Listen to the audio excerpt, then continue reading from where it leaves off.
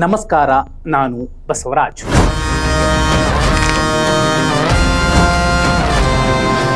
ಒಂದು ಕಡೆ ಮೂರು ಹಾಲಿ ಸಿಎಂಗಳು, ಮತ್ತೊಂದು ಕಡೆ 3 ಮಾಜಿ ಸಿಎಂಗಳು. ಒಂದೇ ದಿನ ಎರಡೆರಡು ಕಡೆ ಮಹತ್ವದ ಚರ್ಚೆಗಳು ಮತ್ತು ಕ್ಷಿಪ್ರಕ್ರಾಂತಿಗಳು ನಡೆದಿವೆಯಾ? ಇಂಥದ್ದೊಂದು ಅನುಮಾನಕ್ಕೆ ಕಾರಣವಾಗಿರುವಂಥದ್ದು 2 ಪ್ರಕರಣ.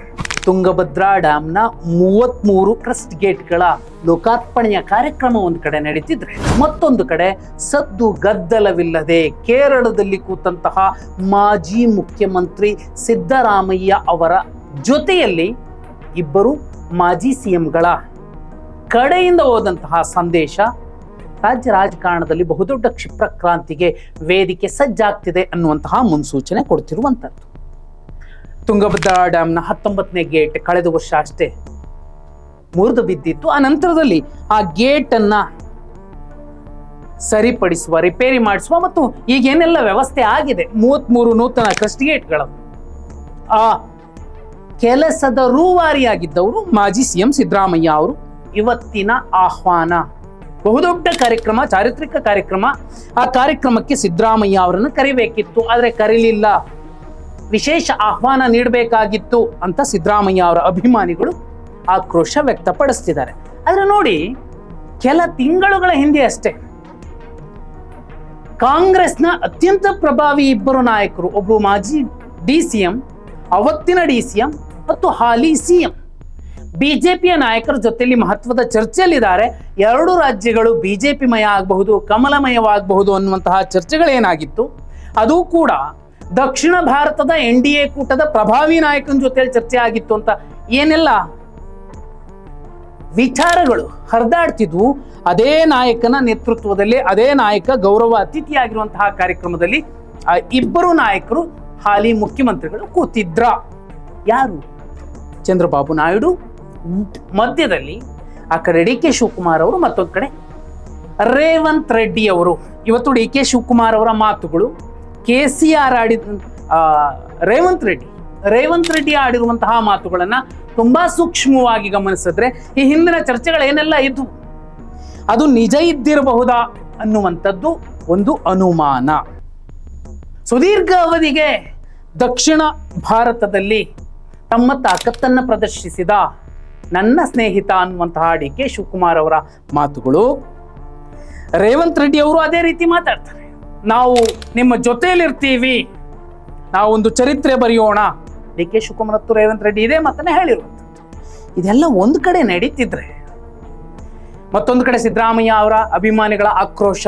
ಈ ಕಾರ್ಯಕ್ರಮದ ಅಸಲಿ ರೂವಾರಿ ಸಿದ್ದರಾಮಯ್ಯ ಅವರಿದ್ರು, ಅವರು ಸಿಎಂ ಸ್ಥಾನದಿಂದ ಇಳಿದಿದ್ರು ಕೂಡ ಅವರನ್ನ ವಿಶೇಷ ಆಹ್ವಾನಿತರಾಗಿ ಕರೆಯಬೇಕಿತ್ತು. ಯಾಕಂದ್ರೆ ಕೊಪ್ಪಳ ಭಾಗದಲ್ಲಿ ಸಿದ್ದರಾಮಯ್ಯ ಅವರ ಬಹುದೊಡ್ಡ ಅಭಿಮಾನಿ ವರ್ಗ ಇದೆ. ಆದ್ರೆ ಹಾಲಿ ಸರ್ಕಾರ ಕಡೆಗಣಿಸಿದೆ, DK ಶಿವಕುಮಾರ್ ಅವರ ಸರ್ಕಾರ ಕಡೆಗಣಿಸಿದೆ. ಯಾರನ್ನ? ಯಾರ ಕಾರಣಕ್ಕೆ ಇವತ್ತು ಸಿಎಂ ಆದ್ರೂ ಅವರನ್ನ. BK ಹರಿಪ್ರಸಾದ್ ಅವರ KPCC ಅಧ್ಯಕ್ಷ ಪದಗ್ರಹಣದ ಸಂದರ್ಭದಲ್ಲಿ ಸಿದ್ದರಾಮಯ್ಯ ಅವರು ಒಂದು ಮೆಸೇಜ್ ಕೊಟ್ಟಿದ್ರು, ನನ್ನನ್ನ ಕೊನೆಯ ಭಾಷಣಕಾರರನ್ನಾಗಿ ಮಾಡಬೇಡಿ, ಕಡೆಗಣಿಸಬೇಡಿ ಅಂತ ಹೇಳಿದ್ರು. ಈಗ ಅದೇ ಕಡೆಗಣನೆ ಆದಂತೆ ಮೇಲ್ನೋಟಕ್ಕೆ ಕಾಣ್ತಿದೆ. ಈಗ ಮಾಜಿ ಮಂತ್ರಿಗಳ ಜೊತೆಯಲ್ಲಿ ಕೇರಳದಲ್ಲಿ ಏನ್ ಬೀಳ್ಬಿಟ್ಟಿದ್ದಾರೆ ಸಿದ್ದರಾಮಯ್ಯ ಅವರು, ವಿಶ್ರಾಂತಿ ಅಂತ. ಈ ಹಿಂದೆ ಕೂಡ ಧರ್ಮಸ್ಥಳದ ಶಾಂತಿವನದಲ್ಲಿ ಕೂತಾಗ ಏನೇನಾಯಿತು ಅಂಥದ್ದೇ ಚರ್ಚೆಗಳು ಈಗ ಕೇರಳದಲ್ಲಿ ನಡೀತಿವೆಯಾ? ಕಾರಣಗಳಿವೆ. ದೆಹಲಿಗೆ ಹೋದಂತಹ ಬಿಜೆಪಿಯ ರಾಜ್ಯಾಧ್ಯಕ್ಷರು ಮತ್ತೆ ಬಿಡದಿಯ ರೈತರ ಪರವಾಗಿ ಧ್ವನಿ ಎತ್ತಿ ನಿಂತಿರುವಂತಹ ಮಾಜಿ ಸಿಎಂ ಕೇಂದ್ರ ಸಚಿವ ಕುಮಾರಸ್ವಾಮಿ ಅವರು ಎಲ್ಲೋ ಒಂದು ಕಡೆ ಬೇರೆಯದ್ದೇ ಯಾವುದೋ ಕ್ಷಿಪ್ರ ಬದಲಾವಣೆಯ, ಕ್ಷಿಪ್ರಕ್ರಾಂತಿಯ ಮುನ್ಸೂಚನೆಯನ್ನ ಇಟ್ಟುಕೊಂಡೇ ಸೈಲೆಂಟ್ ಆಗಿ ಎಲ್ಲವನ್ನ ನೋಡ್ತಿದ್ದಾರೆ ಅಂತ ಅನ್ಸತ್ತೆ. ಏನಾಗಬಹುದು? DK ಶಿವಕುಮಾರ್ ಅವರ ಬಣಕ್ಕೂ ಕೂಡ ಸಿದ್ದರಾಮಯ್ಯ ಅವರ ಕೇರಳದ ವಿಶ್ರಾಂತಿ ಭಯವನ್ನ ಉಂಟು ಮಾಡ್ತಿದೆ. ನೋಡಿ, ಒಬ್ಬ ಮಾಸ್ ಲೀಡರ್ ಅಧಿಕಾರವಿಲ್ಲದೆ ಕೈಕಟ್ಟಿ ಎಲ್ಲೋ ಸುಮ್ಮನೆ ಕೂತಿದ್ದಾರೆ ಅಂದ್ರೆ ಅವರು ಏನನ್ನೂ ಮಾಡದ ನಿಸ್ಸಹಾಯಕ ಸ್ಥಿತಿಲಿ ಇದ್ದಾರೆ ಅಂತ ಅಲ್ಲ. ಕೆಲವು ಸಂದರ್ಭಗಳಲ್ಲಿ ಟಗರು ಹಿಂದಕ್ಕೋಯ್ತು ಅಂದ್ರೆ ಪಿಚ್ ತಗೊಂಡು ವಾಪಸ್ ಬರೋದಕ್ಕೆ ಅದು ರೆಡಿ ಆಗ್ತಿದೆ ಅನ್ನೋದನ್ನ ಮಾಮೂಲಿ ಜನ ಮಾತಾಡ್ಕೋತಾರೆ. ಸಿದ್ದರಾಮಯ್ಯ ಅವರ ವಿಚಾರದಲ್ಲೂ ಕೂಡ ಅದೇ ನಡೆಯುತ್ತಾ. ಈ ಹಿಂದಿನ ಅವರ ರಾಜಕೀಯ ನಡೆ ನುಡಿ ರೀತಿ ನೀತಿ ನಿರ್ಧಾರಗಳನ್ನು ನೋಡಿದ್ರೆ ಅಂತಹ ಅಧ್ಯಾಯ ರಿಪೀಟ್ ಆಗಬಹುದು ಅಂತಾನೆ ಬಹುಪಾಲು ಜನ ನಿರೀಕ್ಷಿಸ್ತಿದ್ದಾರೆ.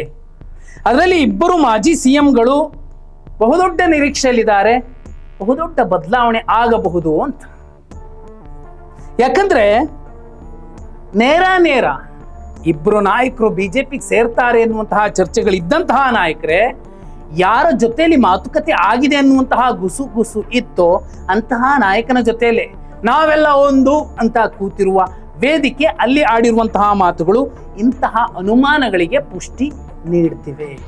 ಹಾಗಿದ್ರೆ ಬಹುದೊಡ್ಡ ಕ್ಷಿಪ್ರ ಕ್ರಾಂತಿಯ ಮುನ್ಸೂಚನೆ ಈ ಮೂವರು ನಾಯಕರು ಕೊಟ್ಟರ. ಕೇರಳದಲ್ಲಿ ಕೂತಂತಹ ಸಿದ್ದರಾಮಯ್ಯ ಅವರ ಮಹಾಮೌನ ಮತ್ತು ಅವರ ಜೊತೆಗೆ ಕೂತಂತಹ ಮಾಜಿ ಮಂತ್ರಿಗಳ ಲೆಕ್ಕಾಚಾರಗಳು ಕೂಡ ಒಂದೇ ಆಗಿವೆಯಾ? ಕಮೆಂಟ್ ಮಾಡಿ.